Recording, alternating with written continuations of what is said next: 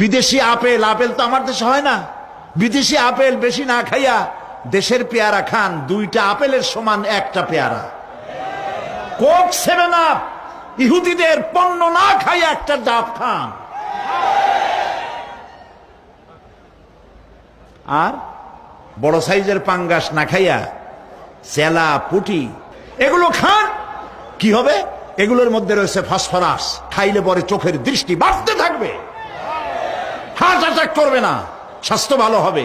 স্বাস্থ্য ভালো হওয়ার অর্থ পেটটা বিশাল আকারে হওয়া না, পেটটা ছোট হওয়া, সিনাটা চওড়া হওয়া, এইটার নাম স্বাস্থ্য ভালো।